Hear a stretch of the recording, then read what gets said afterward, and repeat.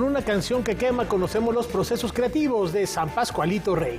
Es jueves de Marquesina, toda la información cinematográfica, incluido nuestro enlace a Guadalajara. Rafael García Villegas, amigos, amigas, quédense, tenemos grandes contenidos para ustedes hoy. Así es, mi querida Laura Barrera, amigos del auditorio, hola Laura Regis, a la traducción de lengua de señas mexicana, y sin más preámbulo nos vamos a la información. Efectivamente, algo que tiene que ver con arquitectura, diseño, intervenciones urbanas y artes plásticas. Una retrospectiva que logra el equilibrio en el Palacio de Bellas Artes.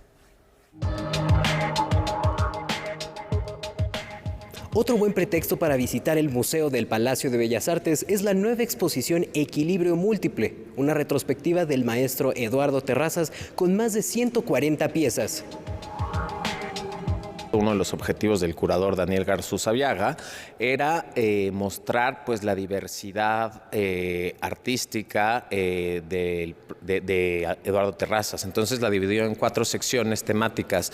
La primera, entornos urbanos, habla más como pues, de sus labores como diseñador y como urbanista de alguna manera. Eduardo pues, se da a conocer que fue como cuando fue el director artístico de la identidad olímpica de las Olimpiadas de México 68, en donde participaron muchos colaboradores. En esta también se incluye un vistazo de los proyectos que Terrazas hizo para la inauguración del Metro de la Ciudad de México y algunas piezas de reciente creación. El segundo módulo es Tablas, uno de los proyectos postpictóricos más importantes del artista jalisciense. Hace referencia a una exposición que tuvo en el Palacio de Bellas Artes en 1972 con el mismo nombre, Tablas, donde Eduardo empieza a hacer estas abstracciones geométricas y donde empieza a usar por primera vez la hebra de lana, inspirado en las tradiciones wixárdicas, las tablas wixárdicas. Posibilidades de una estructura marca un hito en la carrera de Terrazas, pues a partir de un solo diagrama, el maestro generó una infinidad de diseños y de aquí se desprenden 5 subseries. La más conocida que tenemos aquí al lado es Cosmos, que representa de alguna manera coordenadas del cosmos, ¿no? De cómo vivimos todos en un cosmos. Y a partir de este diagrama tan sencillo se ve las posibilidades infinitas que tiene el cosmos y la creatividad de Eduardo. La muestra concluye con Todo depende de todo, en donde el artista nos habla de 2 proyectos pictóricos que realizó para una convención de El Club de Roma en 1975. Eduardo fue invitado a hacer un códice, un libro con todas las preocupaciones y críticas que había en torno a pues, el crecimiento desmedido derivado de la industrialización capitalista, ¿no? Equilibrio Múltiple, Eduardo Terrazas, Obras y Proyectos 1968-2023 se exhibirá hasta el 8 de octubre. Con imágenes de Juan Carlos Valencia y Raúl Gobea, reportó para Noticias 22, Rodrigo Peredo. 2 civilizaciones milenarias dialogan. Estos puentes van desde el ombligo del mundo hasta las tierras del sol naciente. Más de 140 piezas de las culturas que se asentaron en nuestro país integran la exposición México Antiguo, Maya, Azteca y Teotihuacán, la cual se exhibirá a partir del 16 de junio en Japón. La exposición tiene 4 núcleos, digamos, ¿no? Tiene 4 núcleos y pues inicia precisamente con una introducción que nos lleva a través de las migraciones hacia Teotihuacán, ¿no? la ciudad de los dioses, y de cómo pues Teotihuacán fue una urbe verdaderamente, digamos, internacional, una urbe que condensaba e incorporaba influencias y que incluso tejió redes pues, con los mayas, por ejemplo, ¿no? en el clásico, pero como es un crisol con una estructura urbana y de planeación excepcional. De ahí, bueno, pues tenemos una parte en la exposición que nos da cuenta sobre los mayas, sobre Palenque, sobre todo, y las ciudades-estado mayas, ¿no? Su relación con el agua, digamos, el tema del juego de pelota también, todo el universo simbólico y ritual que está contenido de hecho, porque recordemos que la cultura maya pues está viva, ¿no? A los japoneses les interesan mucho en las otras culturas o historias de otros países, pero sobre todo hay muchos fans de la cultura mexicana y bueno, sobre todo así como la edad antigua o la cultura antigua de México y bueno, con las palabras así de maya, azteca, teotihuacán, bueno, hay muchos fanáticos que están esperando con gran esperanza. El recorrido continúa con Teotihuacán, las ofrendas, los sacrificios y su relación con otras culturas de la cuenca. Así también hay una sección dedicada a la cultura olmeca y su posterior influencia. Tenemos piezas de una delicadeza y de una complejidad simbólica, como por ejemplo la figura del ave, la pequeña figura del ave, representaciones de Tlaloc, de Tlatecutli, el dios de la tierra, o de Mictlantecutli también, estelas que representan el juego de pelota, es decir, verdaderamente un cosmos. Yo resaltaría el gran esfuerzo que está haciendo el Museo Nacional de Tokio, la primera sede, por ejemplo, para hacer el montaje, por ejemplo, del ajuar de la Reina Roja de Palenque, ¿no?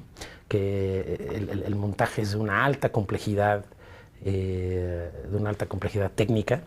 Aquí la hemos presentado con el Museo del Templo Mayor, por ejemplo, y es realmente un ejercicio de representación, pues que no es nada sencillo, ¿no?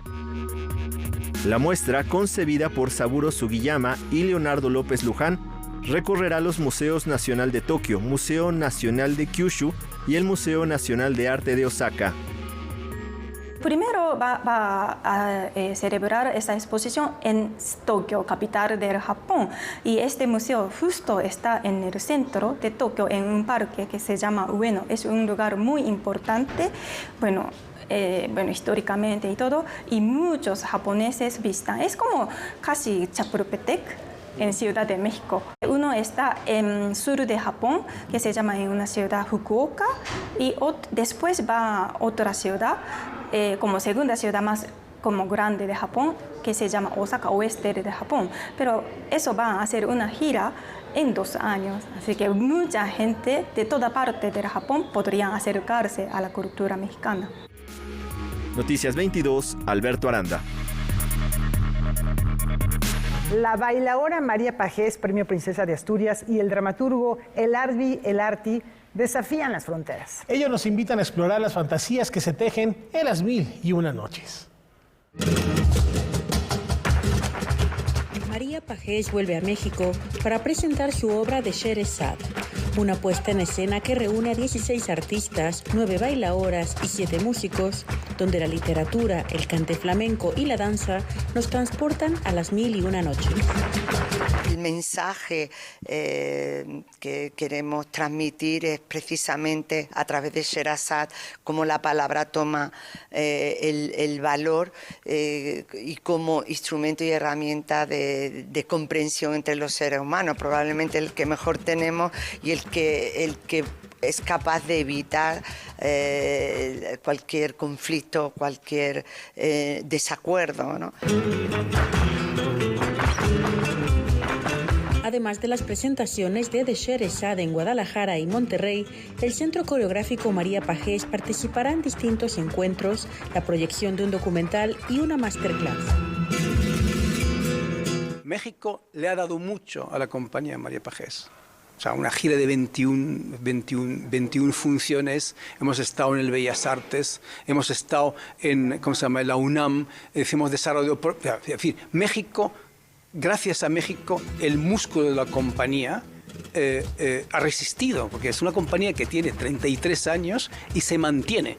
Es la única compañía con estructura, se mantiene y estamos convencidos se mantiene porque sus amigos, sus compañeros de viaje la apoyan. Por lo tanto, es devolverle a los amigos, a los compañeros de viaje, lo que somos y lo que sabemos hacer, ¿no?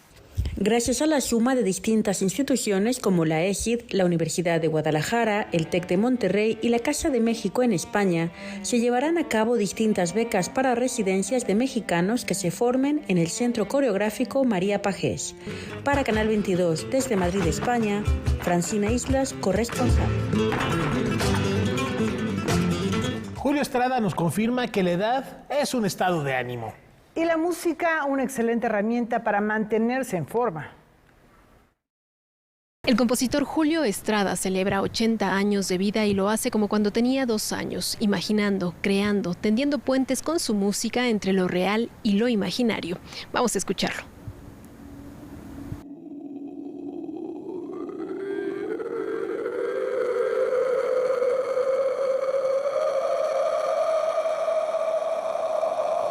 O sea, sigo siendo el mismo niño de 2 años.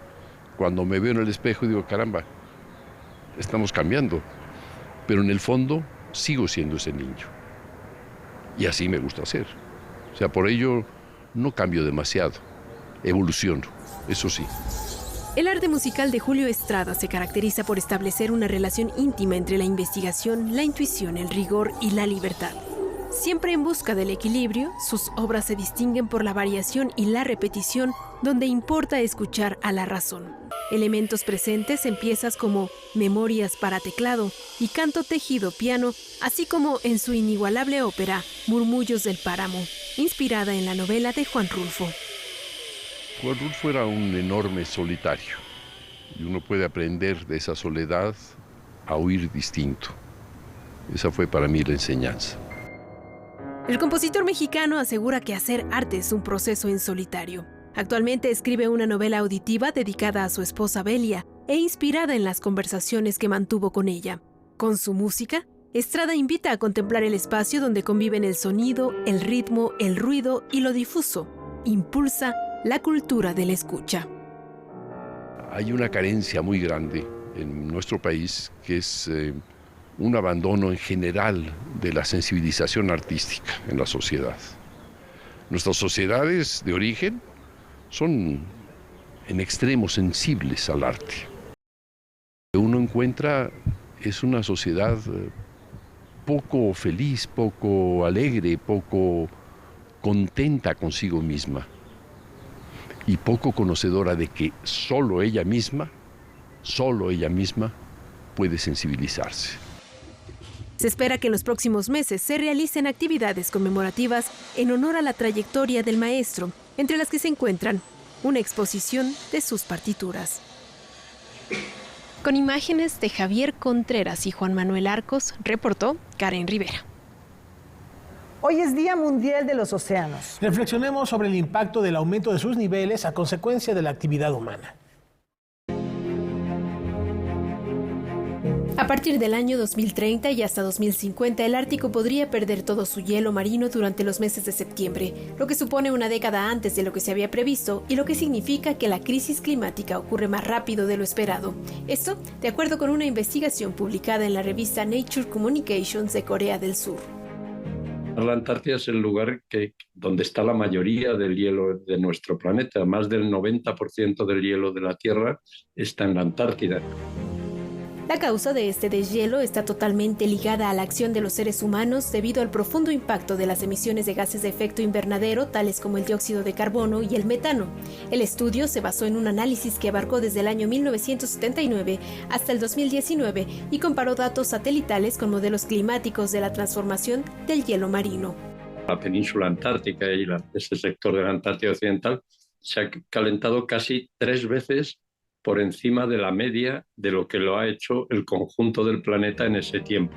Los hallazgos de la investigación contrastaron con un informe publicado por la ONU en 2021 que señaló que el Ártico se quedaría sin hielo para mediados de siglo. Según sus autores, esto afectará la vida en la Tierra dentro y fuera de la región, cambiando, por ejemplo, la actividad marina, acelerando aún más el calentamiento de la zona y alterando el ciclo del carbono. Incluso las corrientes marinas que conduzcan a la formación de huracanes y tifones serán más frecuentes e intensas. Y todo esto conecta pues, con el nivel del mar en la Tierra, con cómo se ven afectadas las corrientes marinas y, en definitiva, con el clima del planeta.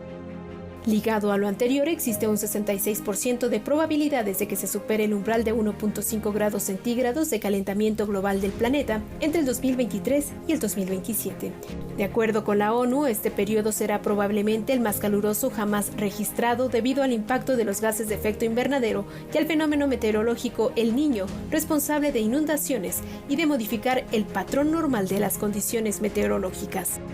Es indiscutible que las actividades humanas están causando el cambio climático, haciendo que los eventos climáticos extremos como ondas de calor, lluvias torrenciales, sequías sean más frecuentes y más severas. Noticias 22, Karen Rivera. Al regresar, cine, aquí está Julio López. No se muevan de sus lugares, estamos en Noticias 22.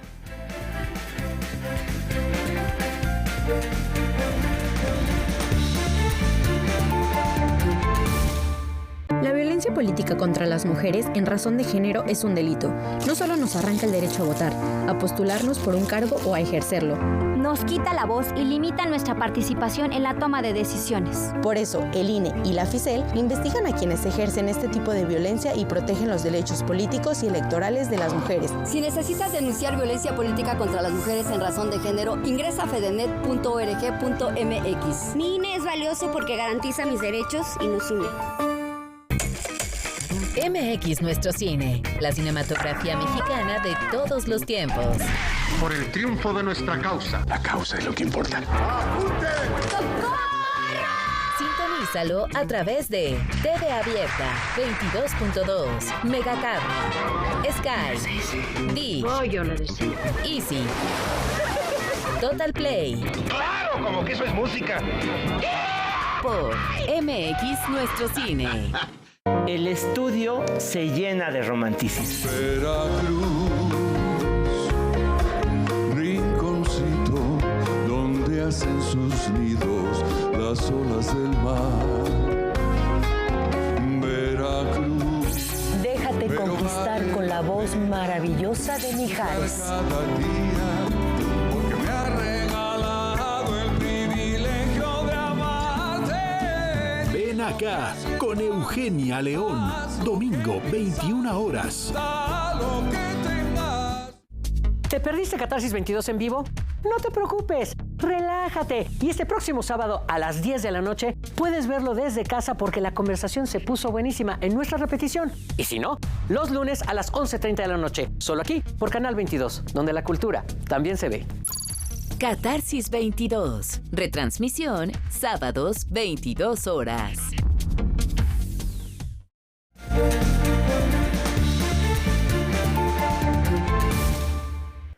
Hoy Julio López nos invita a leer La Marquesina, Entre líneas. Adelante.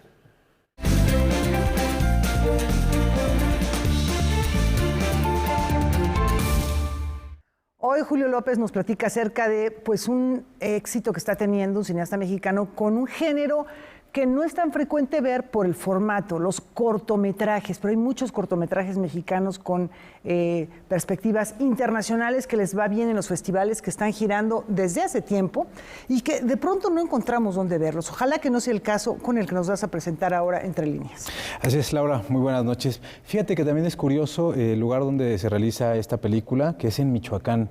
Digamos que no destaca demasiado el estado. Sí, de este director que lleva 20 años incursionando o más bien trabajando con el género de la animación, y ahora este trabajo Entre líneas que tiene que ver con la pandemia, pues va a varios festivales en Europa. Yo lo encontré casi por casualidad. Andaba de gira artística por Michoacán y entonces por ahí lo encontré en una sala muy chiquita y me pareció impresionante el trabajo de este joven, que en realidad es un hombre orquesta. Él escribe, él dirige, él produce, él hace la música y también lo promociona, ¿no? Entonces no les cuento más. Vamos a ver un poquito acerca de este cortometraje Entre líneas. El cineasta michoacano Juan Paulín continúa con su recorrido por festivales europeos con el cortometraje Entre líneas. El corto se estrenó en el Festival de Cine de Morelia y en el Festival de Cine de Florencia, de Cine Iberoamericano de Florencia en Italia, y ha estado en varios festivales como el Festival de Cine Iberoamericano de Miami, el Festival de Tequila, ganó un premio, una mención especial en Praga, en un festival de cine independiente, Y ahorita tiene un par de festivales en Francia, en Reino Unido y en Italia. Entre líneas nos muestra la situación vivida durante el confinamiento por COVID-19 y cómo afectó la vida cotidiana de las personas. Para la realización de este corto utilizó 3 técnicas: stop motion, animación digital y rotoscopía. Una especie de cómo se vivió el proceso a nivel psicológico, a nivel emocional de la pandemia con todos estos personajes. Pues realmente es como la vida de uno de ellos y de cómo tuvo esa interacción con los seres humanos y con su entorno con la emergencia de ese año. Desde hace 2 décadas, Juan Paulín se ha dedicado a realizar trabajos de animación. A lo largo de este tiempo, sus técnicas han evolucionado con la tecnología. Cabe destacar que además de escribir, dirigir y producir sus historias, también se encarga de componer la música.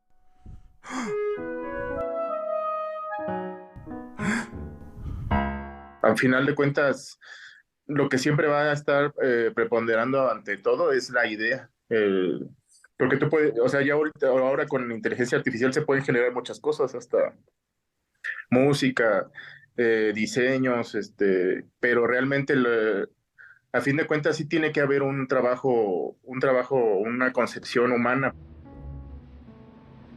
Este cortometraje se presentará en el Festival de Nuevo Cinema en París entre el 9 y el 17 de junio. Luego viajará a Londres al Emerging Talent Film Festival. Después se presentará en el Brighton Rocks International Film Festival, también en Inglaterra, para finalizar su recorrido en Italia. Noticias 22, Julio López.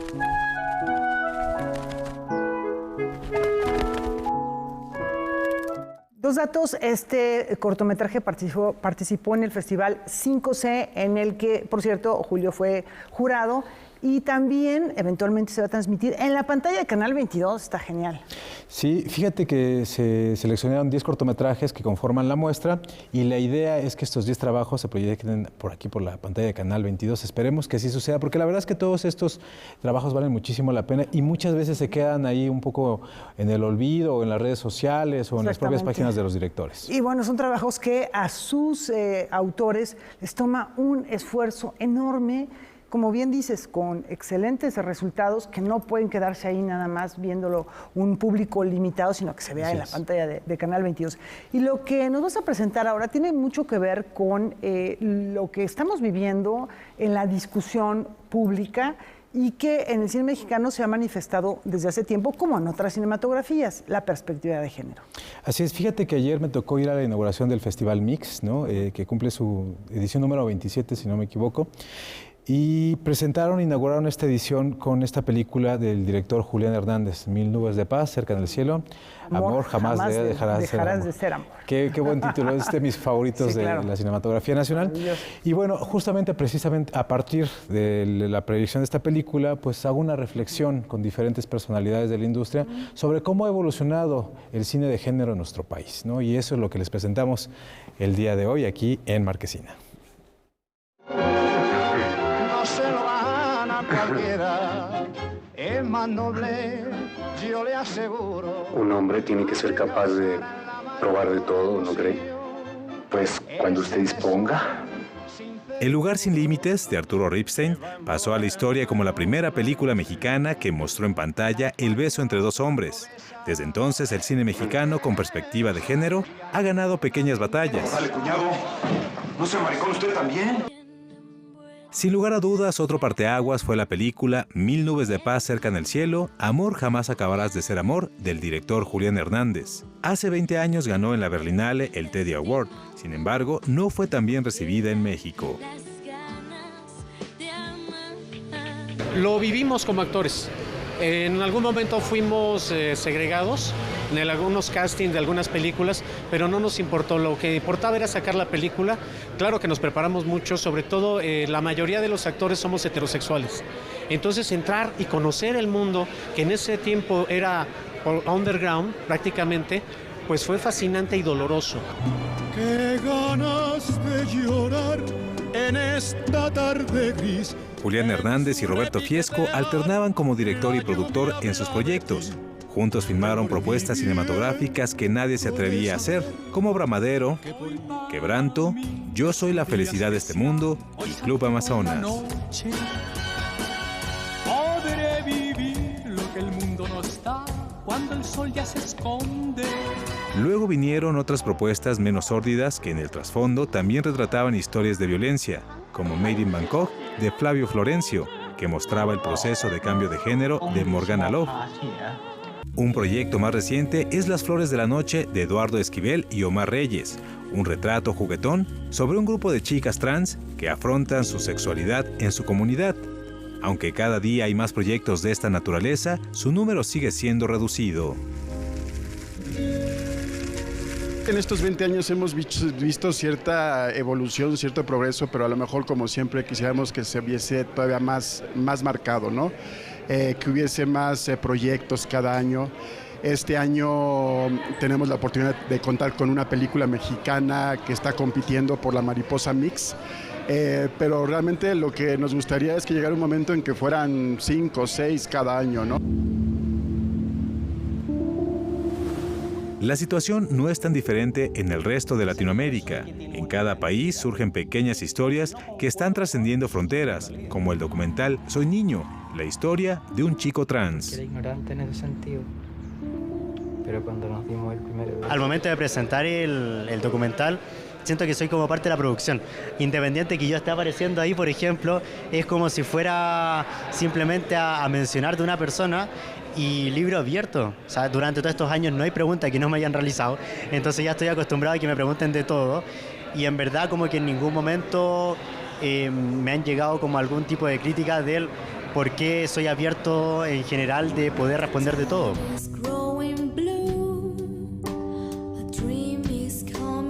Aunque el avance es significativo, nuestra cinematografía con perspectiva de género aún está muy lejos de otras, sobre todo de las realizadas en países europeos. Yo también te quiero. Noticias 22, Julio López. Bueno, excelente investigación de Julio López en torno a la perspectiva de esta comunidad tan extensa que pues vale la pena retratarla en el cine porque está presente en la cotidianidad, simplemente por eso, ¿no? Por es una realidad. Claro, da este tema para hablar, claro, para hacer una serie, ¿no? Porque quedan muchísimos cineastas fuera y obviamente muchísimas películas. Pero bueno, un pequeño abanico. De un periodo bastante extenso, que ya es mucho decir, ¿no? Porque no es tan fácil hacer la selección. Gracias, Julio. No, pues de nada. Ya empezó el Festival Mix, no se lo pierdan. ¿Y otra recomendación que nos tengas para el fin de semana? ¿Por qué no que nos haga Rafael? Por supuesto, no solo para el fin de semana, gracias Julio, sino pueden ver Marquesina los domingos, ahora también los lunes, 5 de la tarde, 22.1. No se lo pierdan, ahí está Julio López con todo lo que pasa en el mundo del séptimo arte. Gracias. Y por lo pronto descubramos los secretos de infancia de quien llegara a ser una de las célebres escritoras de nuestro país. En 1927, a la niña Elena Garro, de 11 años, viviendo en Iguala Guerrero, la expulsaban de todas las escuelas por revoltosa y por enemiga de los números. Entonces, un profesor de Iguala le va a dar clases a ella, a su hermana y a su primo Boni, el maestro Francisco Rodríguez Pineda. Y justo de esto habla la obra Partícula Revoltosa, de esa relación entre maestro y alumna, del maestro que está comprometido a descubrir el talento de su alumna, que es escribir. El maestro Francisco Rodríguez Pineda, a la sazón mi tío abuelo, fíjate. Entonces ahí surge el interés personal, porque desde tiempo atrás tengo un buen interés en Elena Garro, y yo empiezo a escribir sobre mi tío y Elena, y es esto, Partícula Revoltosa, porque efectivamente es una partícula revoltosa en su niñez.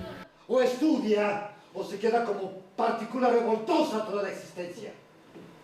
Partícula Revoltosa es un drama poético, lleno de imágenes que nos transportan a los sueños de la niña Elena Garro y a sus virtudes y potencialidades, y siendo la educación un acto libertario, que es justamente el énfasis que le imprime el autor a esta obra que finalmente resulta ser lúdica, pero a la vez pedagógica. Primero, la libertad educativa, tanto de un maestro que trabaja para las características requeridas en la pedagogía de su alumna, la partícula revoltosa.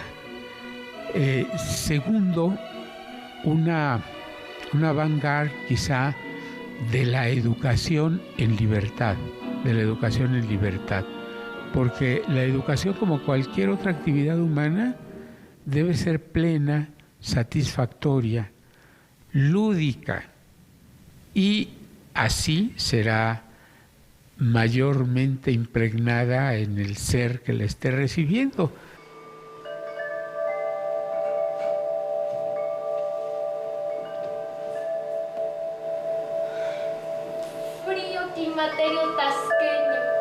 Pues vamos a estar todos los lunes de junio y de julio a las 8 de la noche en el teatro Enrique Lizalde, el viejo Teatro Coyoacán, aquí en Héroes del 47, esquina con Eleuterio Méndez. Todos los lunes, 8 de la noche.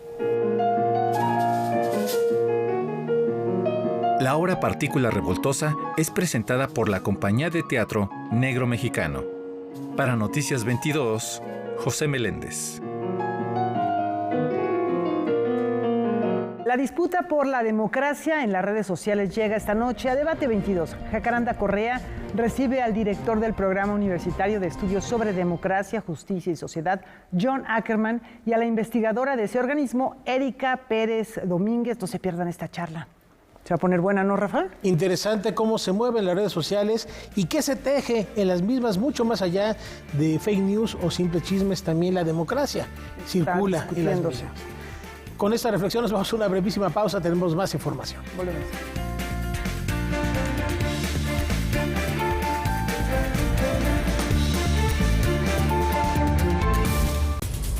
Ficunam 13 Aciertos presenta Mistida. Nunca pensaria que terra está direito. Palarga tudo que é que não tem nele. Tránsito.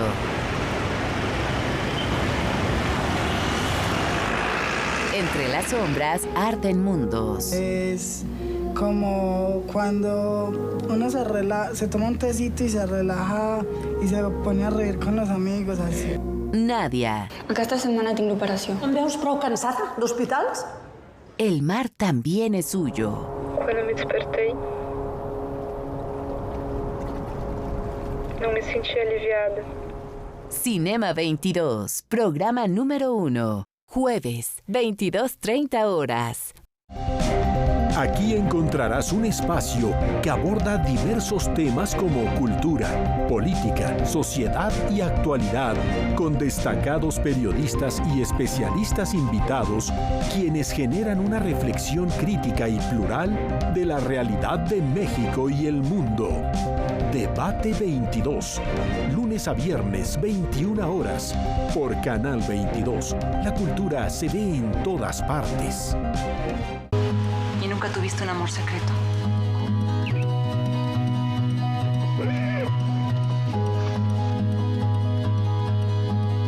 Se murió de amor.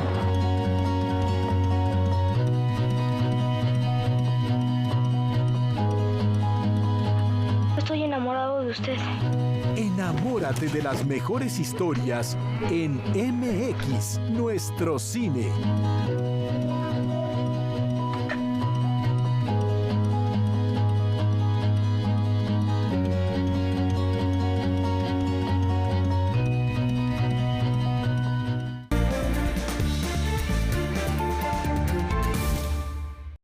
Llegó el momento de sumarnos a la tarea colectiva y leernos en otros.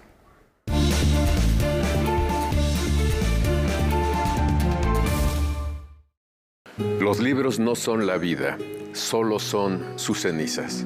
También son una forma de aprender a sentir con más intensidad, porque escribir es una forma de profundizar en la existencia. Esto decía Marguerite Yourcenar, la escritora de Inteligencia Ardiente y escritura que envuelve como el agua.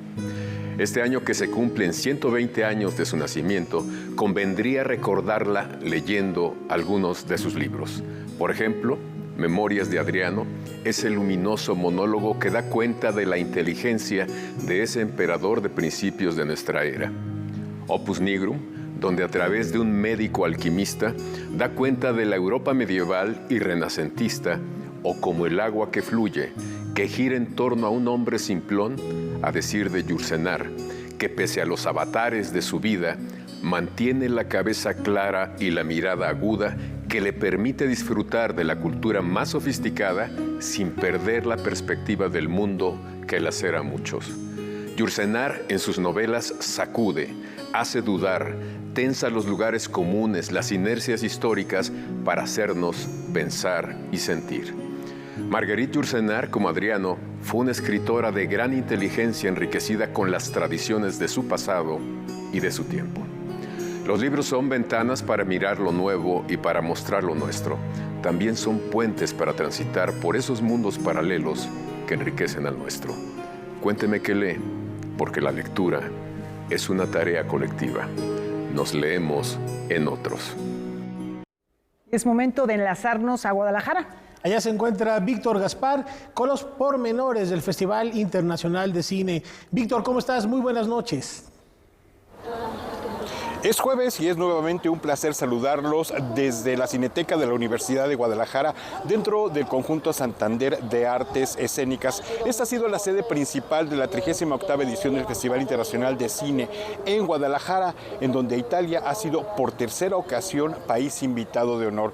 Y dentro de las más recientes propuestas cinematográficas del país de la bota está la película Disco Boy del director Giacomo Abruzzese, una cinta que ha recibido reconocimiento en otros festivales del mundo y que ahora llega aquí a Guadalajara para hablarnos de migración a través de una propuesta cinematográfica y visual que su creador incluso califica de chamánica.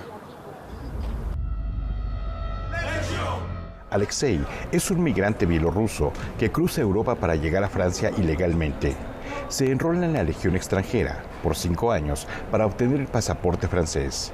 Por otro lado, en el delta del Níger, en África, un grupo de jóvenes guerrilleros, enardecidos por las afectaciones que ha causado una refinería a su comunidad, organizan un boicot y secuestran a un grupo de ingenieros. La Legión francesa llega al rescate.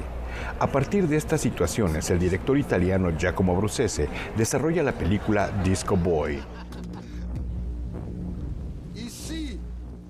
Yo creo que es una película también sobre la solitud, se dice solitud, loneliness, soledad. Pienso muchas veces a la soledad de migrantes, de personas que no tienen familia cuando arriban a un país. Pero la cosa era de no haber una mira victimizante o patética sobre el personaje, como de pietas. Son personajes que luchan y no se resignan.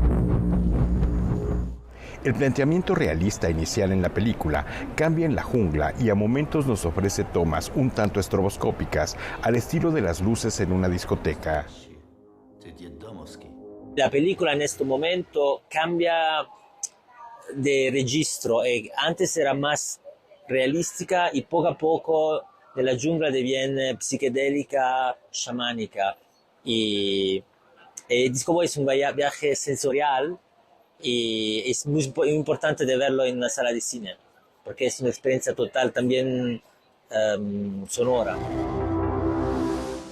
No obstante, Giacomo Abruzzese no apunta a una historia de protagonistas y antagonistas, sino a una circunstancia humana común a los personajes.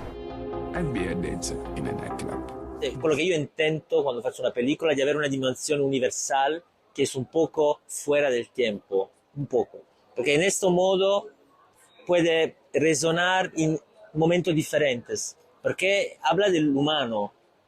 El humano hay cosas que se repiten muchas veces y hay tendencia que se repite.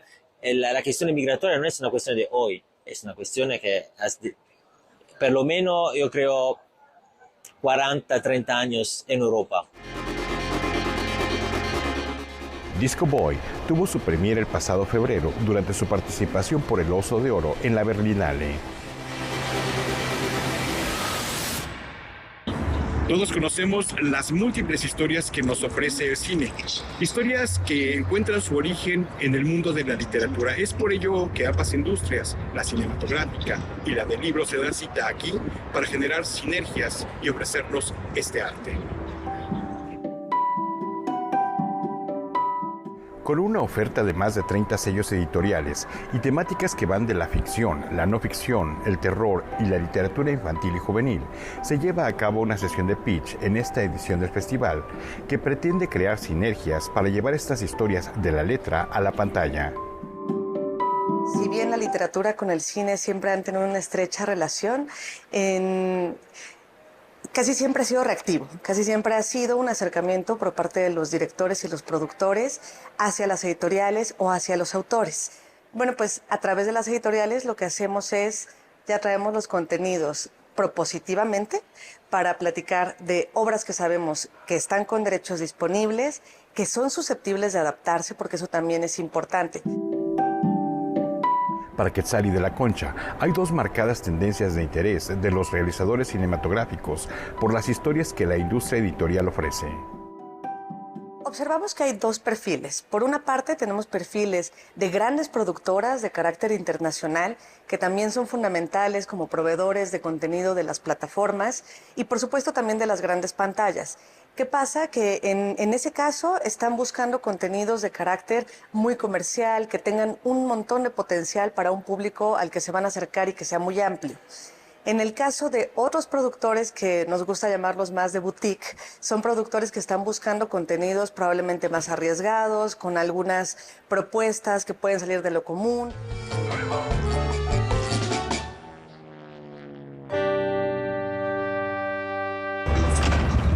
Anoche tuvimos la oportunidad de asistir a la proyección de una de las películas que más expectación e impacto han causado en el público que asiste a este festival. Se trata de Una jauría llamada Ernesto, del director mexicano Everardo González, y en la cual aborda un tema de violencia que tiene que ver con el sicariato de niños y jóvenes mexicanos. Acabé mi secundaria y ahí fue cuando empecé a andar con la banda. Con una planeación y realización que duró casi 7 años, en colaboración con Óscar Valderas, Daniela Rea y Carlos Cruz en la investigación y guión, Everardo González presenta Una jauría llamada Ernesto, filme que con crudeza retrata la situación del sicariato infantil y juvenil en nuestro país. También se presta para eso. A mí nomás lo que me gusta ver a tenerlas, intimidar a la gente. Bueno, el interés surge por ser ciudadano de este país, ¿no? O sea, yo creo que todos deberíamos estar un poco preocupados de ser una sociedad o un país que hoy le tiene miedo a sus hijos. Y por otro lado, que a diferencia de otras sociedades, nosotros no entendemos que los hijos de otros también son nuestros. Y pues esa es la preocupación principal por la cual yo hago una película que habla sobre el encuentro de las armas y los jóvenes que tienen un poco de cabeza este país, ¿no? Que nadie se metiera ni conmigo ni con mis hijos. En una especie de road movie que también es un retrato anónimo de un sector de la juventud, Everardo González se vale de diversas técnicas como el empleo de varios tipos de cámaras y tomas subjetivas que siguen a los protagonistas en su propia narración. Andaba yo con un amigo con el que antes me juntaba mucho y me dijo, ¿cómo ves? ¿Quieres que vaya? Sino que vienen de situaciones parecidas a la de la gran mayoría de los jóvenes, por lo menos urbanos, y que un día por las condiciones de vivir en entornos en donde la violencia también recorre, pero sobre todo porque hay acceso a las armas, un día jalan el gatillo y ahora sí, ya no hay punto de retorno y los scouters, los reclutadores del crimen organizado ven en ellos ahora sí la posibilidad de formar parte, de serlos parte de sus ejércitos de desechables. Si tienes más, te los compro. En voz de los protagonistas, Una jauría llamada Ernesto nos cuenta esta espiral de violencia que nos permite adentrarnos en las dimensiones psicológicas, familiares, comunitarias y sociales del complejo fenómeno del sicariato. Como bien decía Óscar, cómo un arma te transforma y cómo a este ejercicio de la violencia se entra jugando. Y los que somos varones aprendimos a ejercer la violencia jugando. Así se nos enseñó, porque así también las bestias aprenden al ejercicio de la violencia, pues, ¿no? Un poco era esa progresión cuando la violencia deja de ser un juego en un país en donde aquel que es violento también es útil para ciertas fuerzas de este orden tácito que gobierna México. Si bien Everardo González no pretende dar una solución o juicio a esta problemática, sí nos comparte su visión sobre las circunstancias de vida de la juventud actual. No es como lo cuenta. Mira, yo los veo a esta generación como una generación que nació con la sociedad del hiperconsumo y además con un entendimiento distinto del espacio de comunicación. Es una generación que aprendió a ver la realidad con un filtro permanente, ¿no? Pero sobre todo una generación a la que en medio de ese escenario se le niega el futuro y se le hace sentir invisible, pues, ¿no? Entonces, un arma, eso es lo que te regala, futuro, aunque sea breve, te regala poder, te regala ser visible. Ellos me llevaban oro y plata. Y pues la policía también se... Una jauría llamada Ernesto se presenta en competencia por documental en el Premio Mezcal del Festival Internacional de Cine en Guadalajara. No es de colores, todo es blanco y negro. Y con esta dura reflexión de la sociedad mexicana contemporánea, nos despedimos no sin antes adelantarles que el día de mañana tendremos una entrevista con la directora de La Frontera Invisible, los límites territoriales del país explorados a través del séptimo arte. Por hoy es todo, regresamos a la Ciudad de México. Muchas gracias, Víctor, un fuerte abrazo. Y en efecto, esas rudas reflexiones yo creo que son necesarias también para darnos cuenta de dónde estamos y qué medidas, qué acciones hay que tomar para hacer un cambio de ruta y de rumbo. Muchas gracias, nos vemos mañana. Bueno, también para eso está el cine, ¿no? Definitivamente, lecciones importantes. Una brevísima pausa, ya volvemos.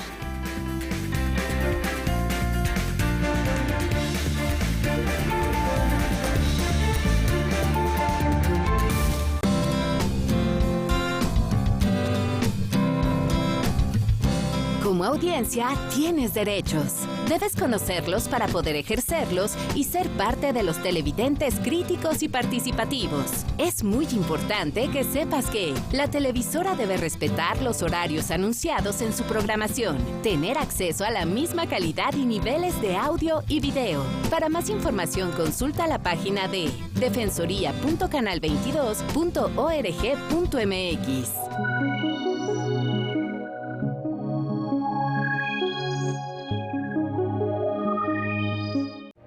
¿Cómo están? Estamos listas aquí en el estudio de Debate 22. Hoy tenemos un gran programa porque a unos meses que comience el proceso electoral aquí en México, los medios digitales y las redes sociales están que arden. Desde ahí se va a disputar la democracia. Y justo este libro nos habla de ello. Mis invitadas, Erika Pérez Domínguez, quien forma parte de este compendio, y el doctor John Ackerman. John, ¿cómo están las redes? Pues muchas gracias. Pues están que arden, así como ves ahí en ese pajarito. No sé si todavía sean benditas, estas redes sociales. Así nos la enseñaron, pero pues habría que analizar a fondo lo que está pasando con las redes sociales. Es un privilegio. Jacaranda, Erika, aquí nos vemos en unos minutos. A las 9 de la noche, Debate 22. Hoy, 21 horas, por Canal 22.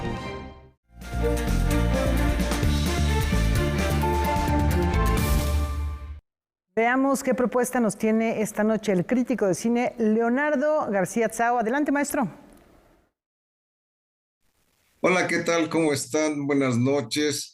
En esta ocasión, en esta semana, les voy a recomendar un documental titulado Resurrección.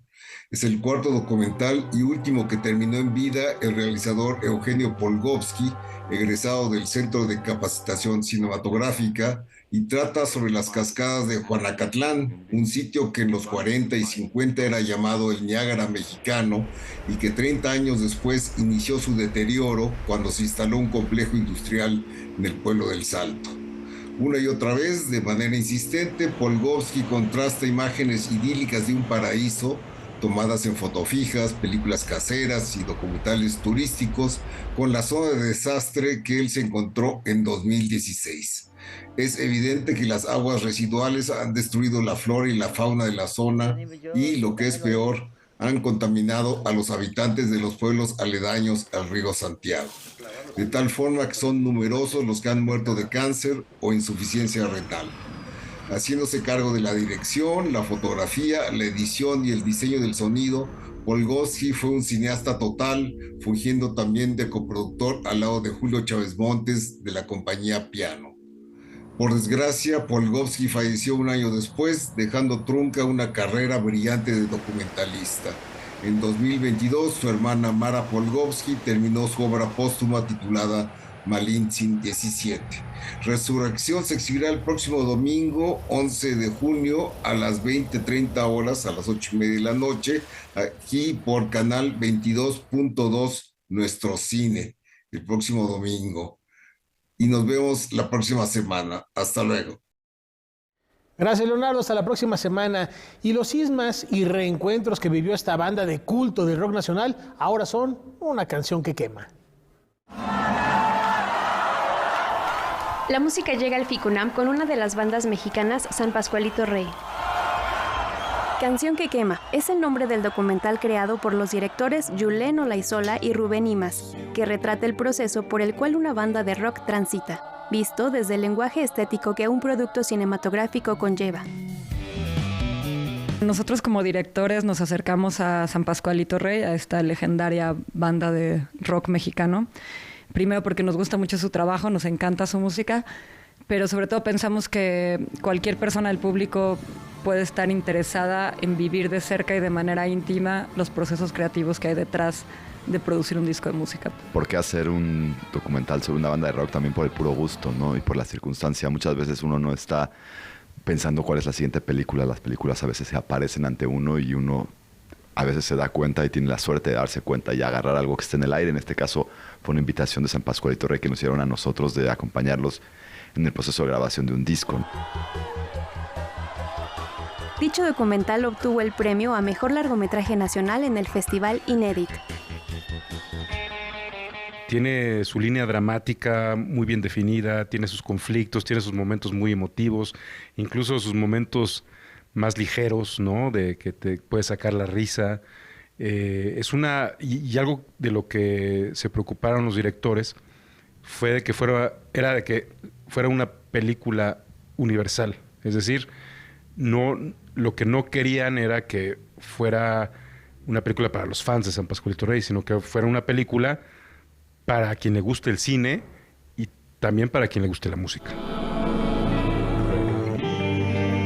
El filme, producción de Malacosa Cine, introduce también en la intimidad de la agrupación durante el proceso creativo y grabaciones de un álbum de estudio en 2016. Si este fuese el último disco de San Pascualito Rey, en otro plano, pues es muy raro vernos peleándonos y vernos discutiendo y vernos, o sea, porque era una época pues ya muy complicada para el grupo, una época de crisis que terminó en su momento pues explotando. Canción que quema se presentará este viernes a las 8 de la noche en la Cineteca Nacional de la Ciudad de México como parte del Festival Internacional de Cine de la UNAM. Vamos a estar ahí todo el equipo de la película para platicar con el público, los miembros del grupo de San Pascualito Rey, exmiembros también. Y sería un placer compartir la película con toda la gente que se acerque. Va a estar muy divertida la función. Noticias 22, Michelle Peña.